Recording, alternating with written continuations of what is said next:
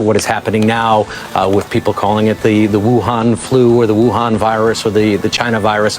This is a virus that came from the territory of China, but came from bats. This is a bat virus.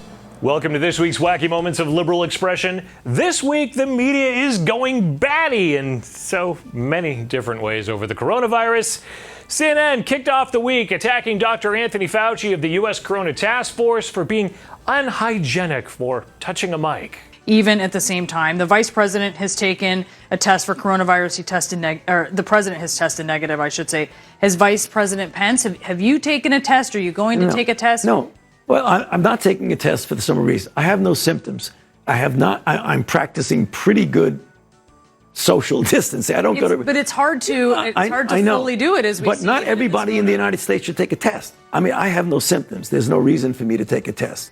If I'm in a situation where I'm at a higher risk, I will take a test. The picture you showed about the microphone, let's get real here. I mean, there are certain things that you have to do. If I left the microphone at that, you would see nothing but the microphone. My putting my two fingers to get the microphone down isn't that bad. So I don't think we should make something of that. Oh, yeah, they'll make something of that. I mean, they'll make something out of everything. MSNBC's Lawrence O'Donnell is upset after the president said he was happy that the Fed cut interest rates during this time. What he was happy about was the interest rate set by the Federal Reserve. He's saying that while people have loved ones in hospitals around this country today dying from this disease. What was your reaction to what the president was so happy about today in that press conference? Oh, come on. Any stretch to take a swing at the president. Of course, the usual weekly cries of racist from the leftist media had to come up all week. Repeatedly calling the disease the Chinese virus. Your own aide, Secretary Azar, says he does not use this term. He says ethnicity does not cause the virus. Why do you keep using this? A lot of people say it's racist. It's not racist at all, no, not at all. It comes from China. That's why. Tonight, the president is also defending calling the coronavirus the Chinese virus, despite fierce criticism that the term is racist and stigmatizes Chinese Americans. His own CDC director saying it's inappropriate. President Trump tonight insisting it is not racist, but accurate, he says, because the virus started in China. Seems like a sound reason, but the media had to quite literally get batty and go all medieval about it. If you look at what happened during the Middle Ages, there was lots and lots of scapegoating against an ethnic group or a religious group whenever there were pandemics that affected the society and frightened a lot of people.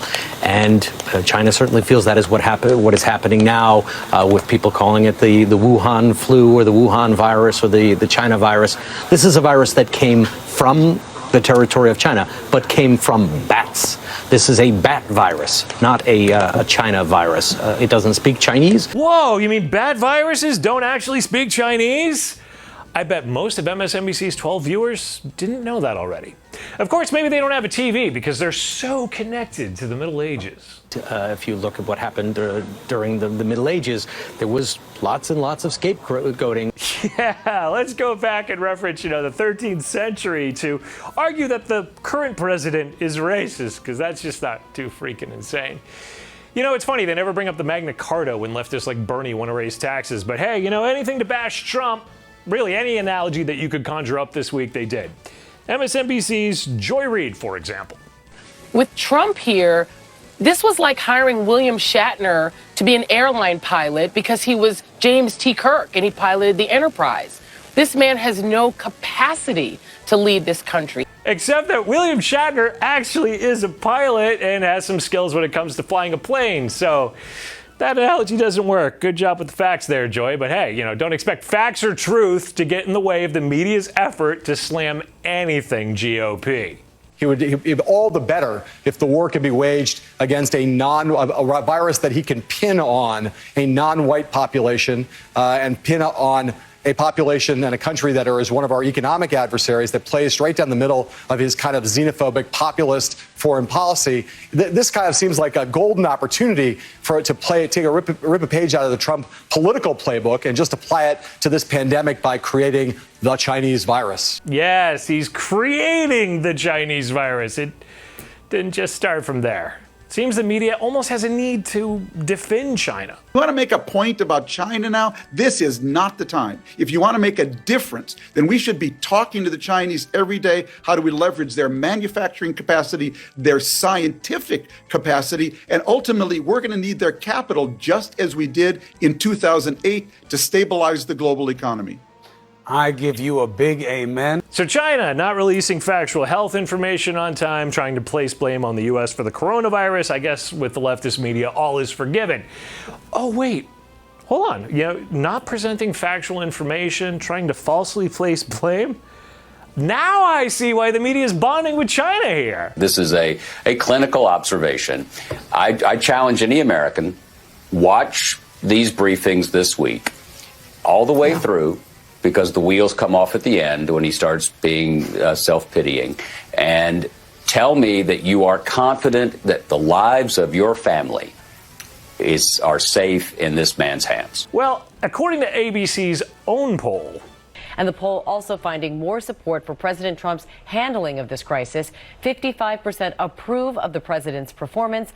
Last week, it was just at 43%. It's always interesting when they spend only 10 seconds of coverage on what their own poll has to say. I mean, I wonder why.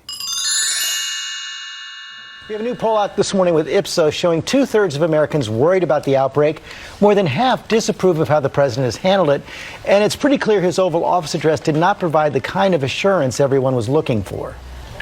You know, Georgia, it didn't. He wanted to reassure the country and the markets, and he was shaky. He misstated his policy on whether trade would be banned from Europe. It won't. Misstated what insurers were willing to pay for. And that probably contributes to our poll's finding. Oh, yeah, that's why they don't like the results. Well, that's all the time we have this week. I'm Eric Shiner for MRC TV. Check out all the cool gear at MRC-Store. Also, check out all the great stories at MRCTV.org. Like, share, and subscribe to these videos. Stay healthy out there, folks. We'll be back with more media wackiness next week.